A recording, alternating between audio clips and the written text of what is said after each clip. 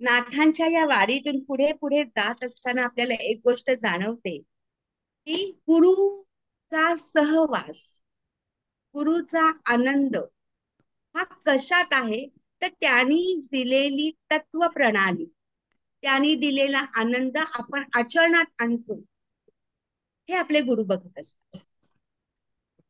आणि हेच खरं जीवनाचं सार आहे ना, हेच खरं जीवनाचे सिद्धांत आहेत ना. नुसत्या आपण पोथ्या वाचल्या भारंभार, टाळ वाजवत बसलो, भरपूर मोठमोठ्याने आरत्या केल्या की तुमची भक्ती जाते त्यापर्यंत. पण हे सगळं वाङ्मय आणि हे सगळं ज्ञान आपल्याला काय सांगतं? ते आपल्याला एवढंच सांगत असतं की हे ज्ञान जे आहे ना, हे ज्ञान तुम्ही आचरणात आणा. तुमचं जीवन आणि ही साधना यातला प्रवास तुम्हाला परिपक्वतेकडे नेणार आहे. आणि तुमच्या मनाची, विचारांची, संस्कारांची परिपक्वता ही तुमच्या वागण्यातनं दिसली पाहिजे, तुमच्या सुसंस्कृतपणातून दिसली पाहिजे.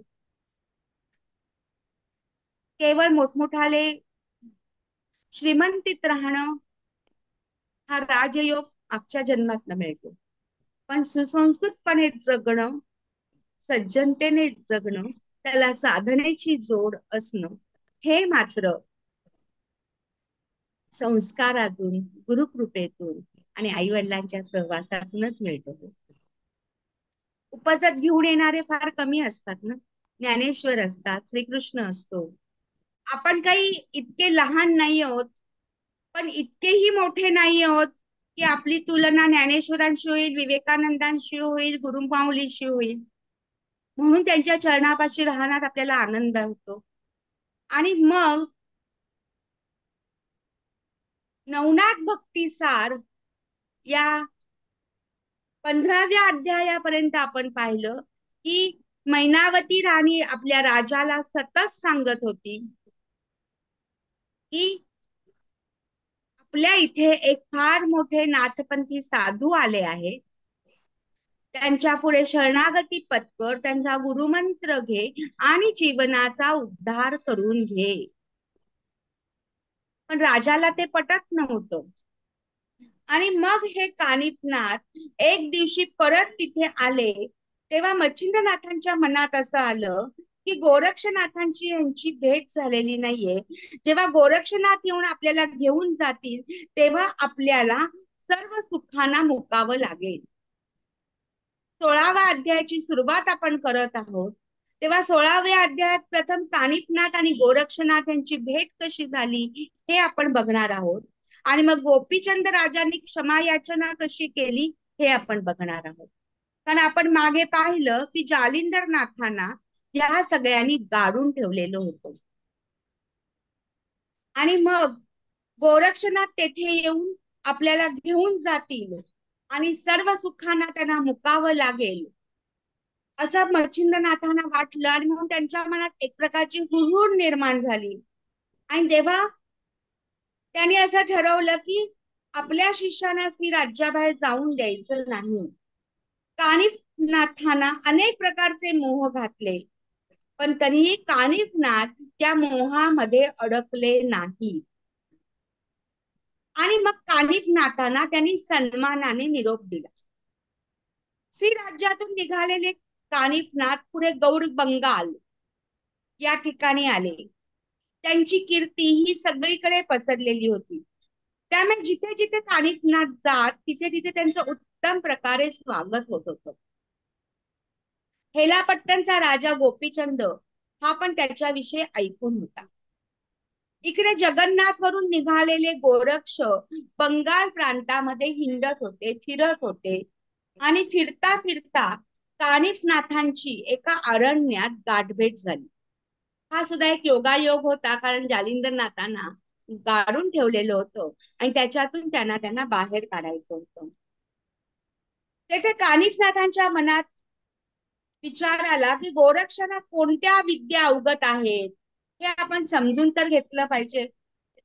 आणि म्हणून गोरक्षनाथजींनी आम्रवृक्षावर चांगली पिकवलेली फळं काही शिष्यांना दिली आणि ते त्यांना म्हणाले की तुम्ही गुरुविद्येच्या बळावर ही चांगली फळं मला आणून द्या. त्यावर ते त्यांना म्हणाले, ठीक आहे.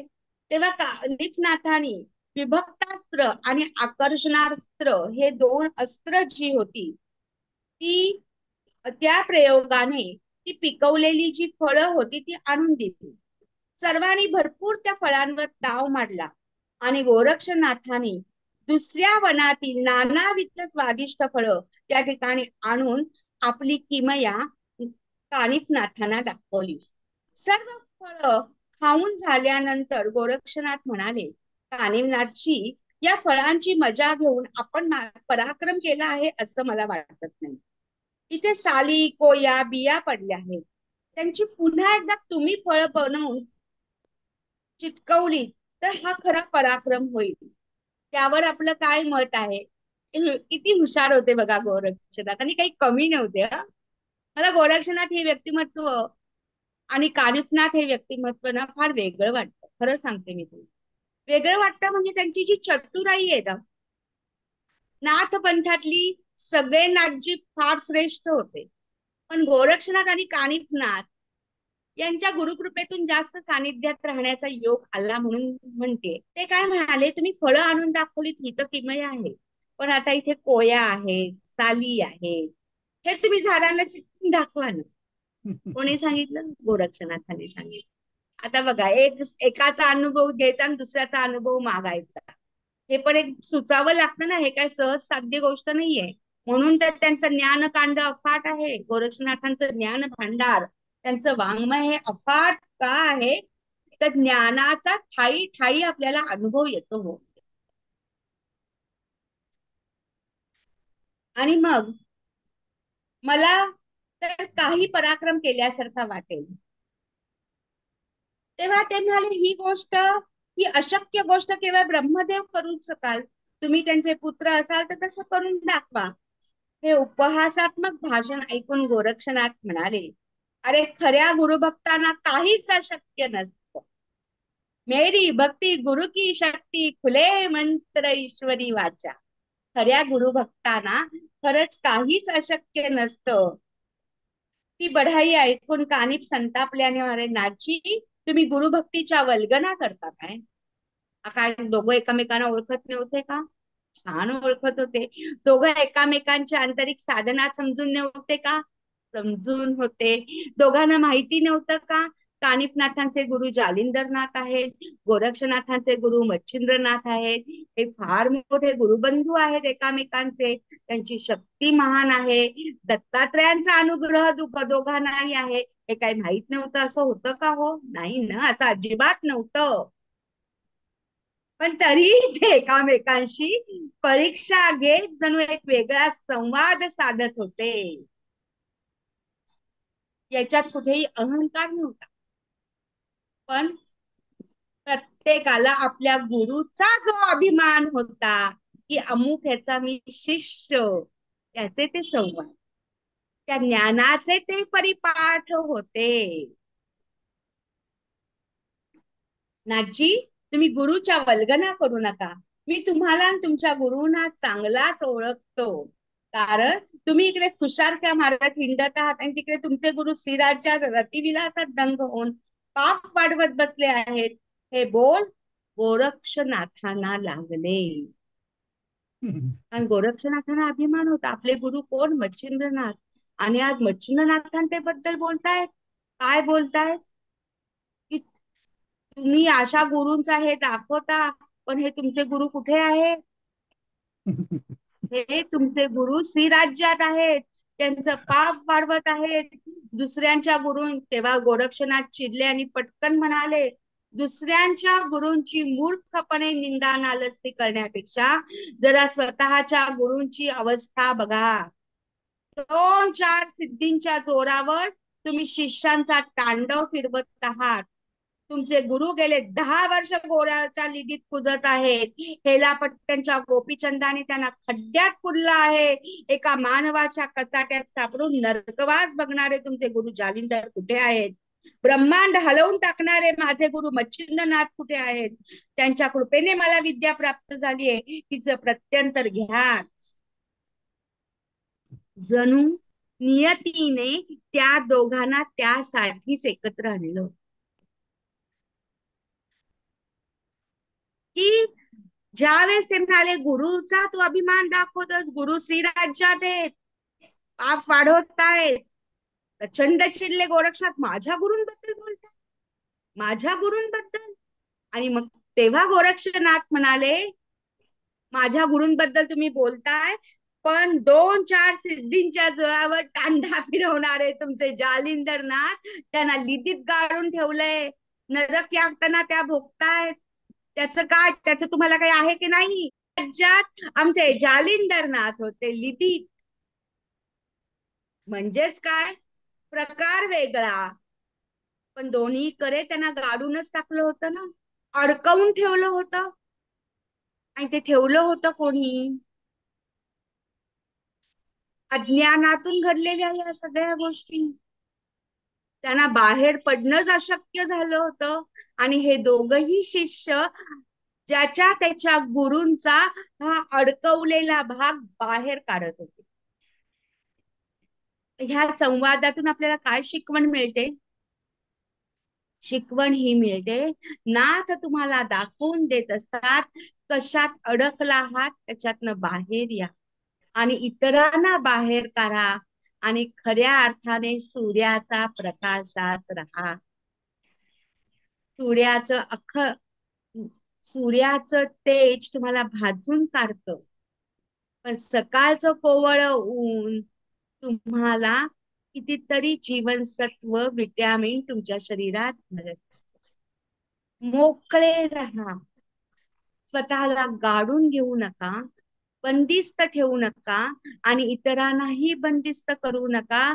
ज्ञानाच्या मोकळ्या प्रांगणात राहा, गुरुभक्तीच्या प्रांगणात राहा आणि अडकून राहिलेला या गोष्टीतून साधनेच्या शुद्ध अंतःकरणात शिरा आणि शुद्ध ज्ञानाच्या या साधनेतून जीवनाचा स्वच्छ मार्ग निवडा. नरकवास आणि पाप याच्या भोगात राहू नका. वासना आणि अडकून राहणं यात भोगी जीवन आहे, त्यागी जीवन लोकांचं भवितव्यात आहे, जगत कल्याणात आहे. याचा मार्ग निवडा, हा सांगणारा हा नाथ संप्रदायाचा हा संदेश आणि हा संवाद आहे. दोन जतींनी एकामेकांशी साधलेला हा 16व्या अध्यायातला संवाद तुम्हाला ज्ञानाच्या अवकाशात, भक्तीच्या अवकाशात खेळण्यासाठी जणू पंखात बळ देतोय. आपल्या गुरु बरोबर कायम राहा, कारण गुरुच्या हृदयात तुम्ही आहात. तुमच्या हृदयात गुरुस्थानाला स्थान द्या.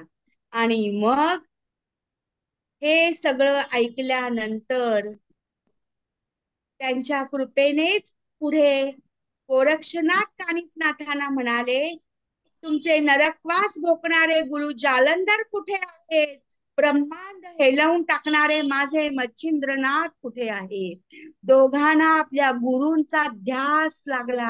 अरे कुठेत माझे गुरु, कुठे अडकले ते? पहिलं त्यांना सोडवणं गरजेचं आहे. आणि म्हणून संजीवनी मंत्राने सर्व फळ परत झाडांना चिटकवली आणि मग कानिफनाथांनी प्रेमभराने दोघांनी एकामेकांना घट्ट आणि घट्ट मिठी मारली. ती दोन जतींची, दोन शिष्यांची, दोन गुरुतत्व भविष्यास निर्माण होणाऱ्या आदर्श शिष्यत्वाची मिठी होती. जणू एका नाथ शक्तीचा आणि नाथ ज्ञानाचा तो मिलाप होता. गुरुचा ठाव ठिकाणा शोधण्यासाठी आणि ते कुठे आहे ते सांगण्यासाठी एकामेकांना केलेली ती मदत आणि एकामेकांना मागितलेले आभार हे खरोखर सहयोगी जीवनाचे आणि नाथाच्या ब्रह्मांडाचे महाद्वार होते. आणि मग दोघांनी एकामेकांचा निरोप घेतला आणि आपल्या गुरूंच्या शोधासाठी ते दोघेही बाहेर पडले. आपल्या गुरूंचा शोध घेत घेत हे सगळेजण निघून गेले. आणि आता कानिफनाथ कुठे आहेत हे गोरक्षनाथ शोधणार आणि ते श्रीराज्यात जाणार. आणि आमचे कानिफनाथ आपल्या गुरूंचा जालिंदरनाथांचा शोध घेत घेत निघाले. बघा, नाथ कार्य एकातून एक पुढे उभं राहत. असे हे आमचे सद्गुरू आमच्या पुढे उभे राहतात आणि आम्हाला या नाथ ज्ञानाचे दरवाजे खुले करून देतात. ही वारी आम्हाला हेच सांगते की या गुरुना या पंढरपूरच्या वारीचा शोध होता आणि म्हणून हे सगळे वारकरी शिष्य पंढरपूरला आपल्या गुरु समवेत गुरूंबरोबर जातात. हा आनंद गुरु शिष्याच्या भेटीचा एक अवर्णनीय आनंद आहे. हा एक स्वर्गीय सोहळा आहे. अशा या सर्व नाथांना आणि या आषाढीतल्या या वारीना आणि वारकऱ्यांना माझा मनपूर्वक दंडवत. नमस्कार. नमस्कार.